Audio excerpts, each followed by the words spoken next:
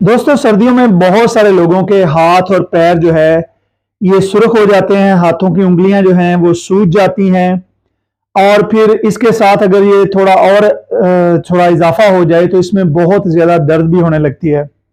तो इस वीडियो में मैं आपको एक ऐसी होम रेमेडी बताने लगा हूं जो कि पहले हमारे जो बड़े बुजुर्ग थे वो इसको इस्तेमाल करते थे, लेकिन वक्त के साथ साथ जैसे जैसे लोग मॉडर्न होते जा रहे हैं वो इन घरेलू नुस्खों को भूल गए हैं। तो आप में से जो लोग थोड़े से मेरी उम्र के हैं उनमें से बहुत सारे लोगों को शायद ये चीज याद आ जाए जब मैं आपको बताऊंगा कि हमारे जो बड़े बुजुर्ग नानी नाना या दादी दादा थे वो हमारा अगर हमें सर्दियों में किसी के पैर सूज जाते थे या खराब हो जाते थे या हाथ इस तरीके से हो जाते थे तो वो इस तरीके से ट्रीट करते थे। तो चलें इस वीडियो में मैं आपको बताने लगा हूं ये एक ऐसा नुस्खा जो कि बड़ी आसानी से बहुत ही सस्ता आप अपने घर में बना के और फिर आप वो जो चीजें हैं वो आपकी जाया भी नहीं होंगी।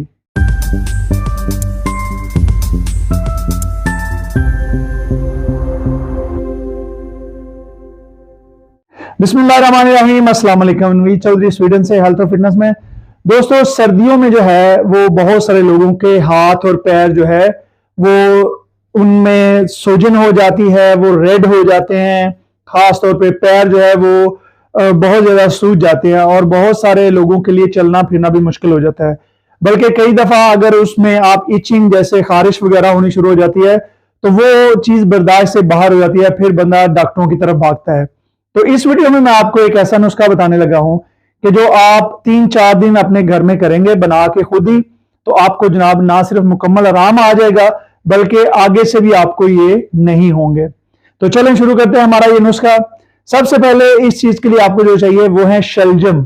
जी हाँ, पंजाबी में कहते हैं गोंगलू।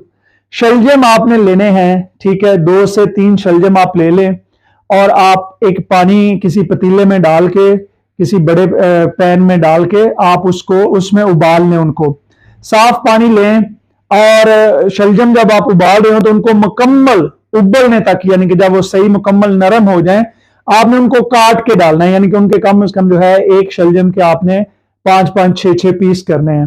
तो आप उनको उबलने दें। उसके बाद आप वो शलजम जो है वो पानी से निकाल लें। वो शलजम आप पका भी सकते हैं, खाने में इस्तेमाल कर सकते हैं, उनका कोई मसला नहीं है। उसके बाद आप जनाब उस पानी से जो है आप अपने हाथों और पैरों को, बहुत ज्यादा गर्म पानी ना हो, नीम गर्म पानी में आप अपने हाथों और पैरों को उनमें धोएं। उनको तकरीबन 10 से 15 मिनट तक कम से कम जो है आप उनमें बड़े आराम से धोएं उनको।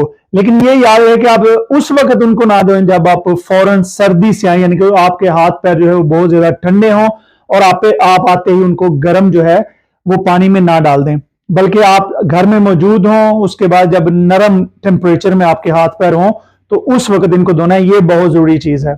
जब आप उनको धो लें तो उसके बाद मैं आपको बताता हूं कि आप एक तेल बना लें घर में। तेल आप ले सकते हैं, सरसों का तेल हर घर में पाकिस्तान में पाया जाता है, बड़ा सस्ता भी है। अगर किसी के पास सरसों का तेल ना हो, कोकोनट ऑयल हो, तो वो कोकोनट ऑयल भी ले सकता है। तो सरसों का तेल आप लेंगे 1 प्याली या 1 कप। उसमें आप जो है एक पूरी गट्ठी जो है लहसुन की आप ले लेंगे। आपने उस गट्ठी के लहसुन को छील लेना है। आपने उसको छील के उसको ब्रीक ब्रीक जो है वो कूट लेना है या आपने कुतर लेना है। बेहतर यह है कि आप उसको कूट लें और आपने उसको लहसुन को कम से कम जो है वो 10 से 15 मिनट के लिए कूट के रख देना है। आपने फौरन नहीं डालना, ठीक है।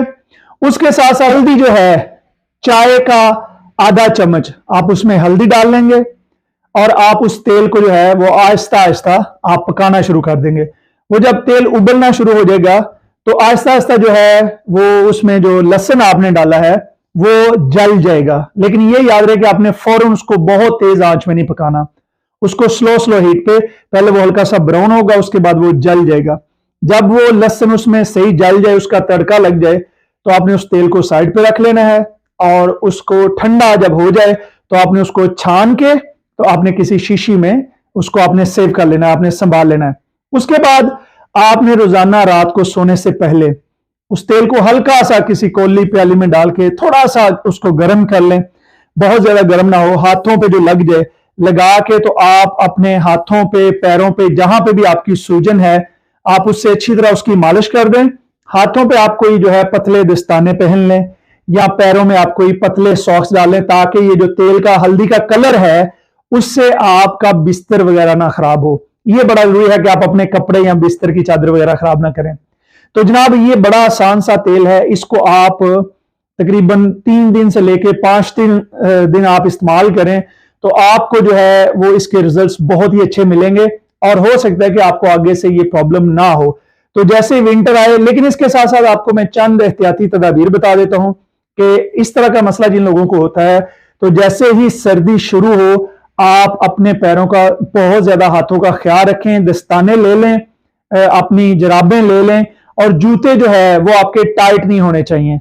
जूते आपके थोड़े से ऐसे हों कि जिनमें आप जराबे पहन के आप काम भी कर सकें और वो आपके पैरों को दबाए ना, क्योंकि अक्सर इसमें ये होता है कि जब बहुत ज्यादा सर्दी होती है तो उससे ये जो नसें होती हैं ये बहुत ही ब्रीक ब्रीक जो है वो खून की इसमें नसें होती हैं हाथों में और पैरों में, तो वो सर्दी से अकड़ जाती हैं और फिर वो जो है वो इस वजह से आपकी वो जो स्वालो हो जाती है। और फिर कई दफा ये होता है कि हम जैसे ही बाहर से आते हैं हम आते ही हीटर के आगे अपने हाथ या पैर फौरन कर देते हैं, या हम जो है गर्म पानी में आते ही हाथ या पैर डालते हैं, तो उसके बाद ये होता है कि वो नसें फट जाती हैं क्योंकि वो बहुत टाइट हुई होती हैं, वो फ्रीज हुई होती हैं, तो उसके बाद वो जो है फट जाती हैं। तो इस चीज की आपने बड़ी एहतियात करनी है कि जब आप घर में आए तो आप अपने हाथों पैरों को आप नॉर्मल जो है कमरे की हीट हो उसमें बैठें, अपने हाथों और पैरों को ना गर्म हीटर के सामने फौरन रखें, ना आप जो है अपने जो है गर्म पानी में डालें।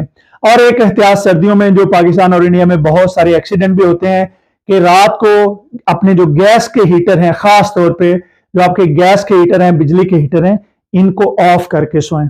ठीक है जी, मुझे उम्मीद है इस वीडियो से दोस्तों आपने कुछ ना कुछ जरूर सीखा होगा और ये आप सस्ती सी होम रेमेडी आपने देखें। ये जो पुराने हमारे बड़े बुजुर्ग थे उन्होंने बहुत सारी हमें ऐसी चीजें बताई हैं कि जब हम डॉक्टरों के पास भागने से पहले अगर हम ये छोटा सा इलाज अपने घर में कर लें तो 3-4 दिन 5 दिन में हमें आराम आ जाएगा, दवाइयों के पैसे भी नहीं देने पड़ेंगे और इसके अलावा इससे हमारा इम्यून सिस्टम भी ठीक होगा।